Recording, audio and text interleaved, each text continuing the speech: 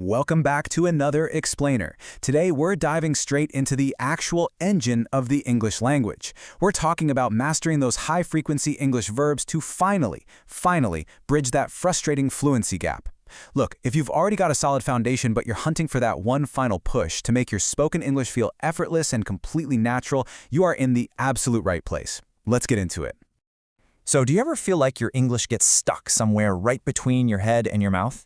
You know exactly what you want to say. The idea is crystal clear in your mind, right? But then, the words just don't come out. Or maybe they tumble out in the totally wrong order. Or it just feels way too slow for the conversation to flow naturally. Trust me, it's a completely universal frustration. You've got this great idea, but the second you try to speak it out loud in real time, you just freeze. But here's a totally fascinating truth for you. The words that actually stop people in conversation are not the advanced ones. It's wild, right? Contrary to what most people think, freezing up mid-sentence isn't usually because you're missing some fancy, sophisticated vocabulary word. It's actually caused by not having those high-frequency, everyday words on absolute autopilot. I mean, you know them, you perfectly understand them when you're reading, but when someone is standing there staring at you, just waiting for a response, those words just aren't automatic yet. Okay, let's dive into this. Here's our roadmap for today's Explainer. First, we'll look at the English fluency trap. Second, the power of clustering. Third, communication and direction. Fourth, doing, making, and results. And finally, building your fluency engine. All right, Section 1, the English fluency trap, moving past advanced vocabulary. So what actually happens when we hit that mid-sentence wall? Well, people usually have a few common reactions. Maybe you stop talking entirely, you might suddenly become super shy, or even start physically shaking. It makes you feel really dumb, honestly. Or, and this is a big one, you start scrambling in your brain for more advanced, sophisticated vocabulary. It's like we think finding a more impressive word will magically make everything click. But the truth is, throwing a larger, more complicated word at the problem won't actually fix it. Which brings us to Section 2, the power of clustering. Learning like the brain wants to. You see, our brains absolutely despise endless, boring alphabetical lists. It just doesn't work, so we need a totally different approach. Here are the core steps we'll be using. Step 1, we group verbs by clusters, things like movement, communication, or feelings. Step 2, and this is the absolute game changer, you have to attach a specific feeling or a real personal memory to that verb. Your brain will hold on to a personal experience way longer than some dry dictionary definition. And step 3, use it in a real-life sentence today. We need these words living in your actual day-to-day life, not just trapped on a piece of paper. Let's put that into practice with Section 3, communication and direction, navigating people and movement. And this brilliantly illustrates one of the biggest conversational hurdles out there, the difference between say and tell. Now, say is your most basic communication verb, and it doesn't need a person directly after it. You can simply say, she said yes, boom, done. But tell? Tell is a different beast. Tell absolutely always needs a person right after the verb. You're giving information to someone, so it has to be tell me something. You can't just tell something. If you start visualizing a target person standing right after the word tell, I guarantee you'll fix this error almost instantly. Okay, here's another vital distinction in our communication cluster. Hear versus listen. So hear is just this automatic physical thing. It happens automatically through your ears without you even trying to do it. But listen? That's an active, deliberate choice. You are doing it on purpose. Oh, and a super quick pronunciation note for you. When you use the word listen, you've got to remember to keep that T completely silent. It's listen, not listen. Getting that subtle distinction right between the automatic hear and the active listen will instantly make you sound so much more natural. Now let's try visualizing physical movement with some transactional verbs. Imagine these words actually moving through space. Things coming directly towards you are verbs like get, receive, take, and bring. On the flip side, things moving away from you are verbs like give, send, pay, and lose. Think about it. If you can literally feel the direction of the verb, whether it's coming towards you or heading away from you, you're going to use it correctly almost every single time. Moving right along to Section 4, doing, making, and results. The action verbs. Guys, this is perhaps one of the most useful grammar rules in our entire source material today. So many languages use just one single word for both do and make, and honestly, that's exactly why so many learners mix them up in English. So here is the golden rule. Do is for performing an action or completing a task, like you do the work. But make is for when you create or produce something totally new into existence. You make a plan or you make a decision. Basically, do is the activity itself, while make is the brand new creation. Now let's clarify another one of those really subtle but super powerful differences. Decide versus choose.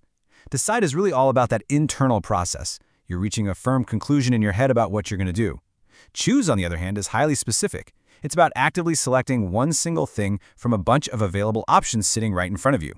So think of it like this. You might decide to go buy a car, but when you're at the dealership, you choose the red one from the lot. See the difference? Okay, let's shift to a crucial internal feeling verb, doubt. It means to feel uncertain about something, to really not be fully sure if something is true or if it's actually going to happen. And hey, quick pronunciation rule here. The B in doubt is completely silent. Literally pretend it's not there. It's just doubt. Knowing these little quirky pronunciation rules is exactly the kind of thing that builds up your speaking confidence so you don't end up freezing in the moment. Just look at this really powerful example sentence from the source.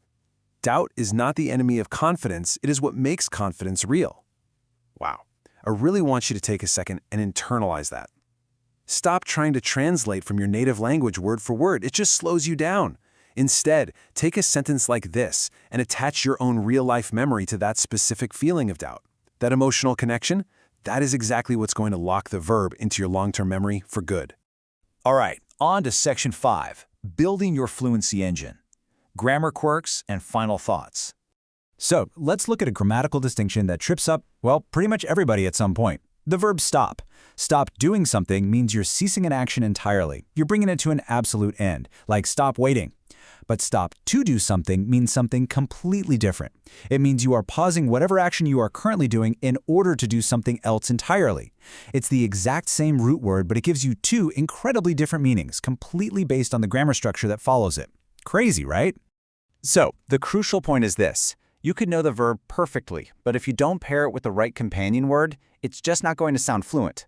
These tricky little prepositions are absolutely essential. For instance, succeed takes in, so you succeed in convincing, not succeed to convince. Prevent needs from plus an ing verb, like you prevent someone from making a mistake. And depend always takes on. It depends on the situation. You can never just say, it depends the situation. Nailing these tiny connectors is what truly makes you sound like a natural. Let's highlight one last, truly incredible verb. Realize. To realize means to suddenly become aware of something. It's when something that was totally blurry or unclear suddenly snaps into focus for the very first time.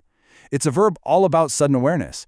And honestly, it is the absolute perfect verb to emotionally anchor your learning process, because it literally describes that glorious aha moment we are all desperately chasing when we learn a new language.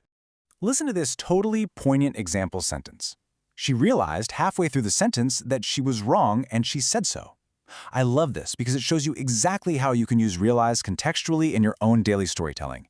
It's an action, it's a feeling, and it's a result, all wrapped up into one incredibly powerful sentence.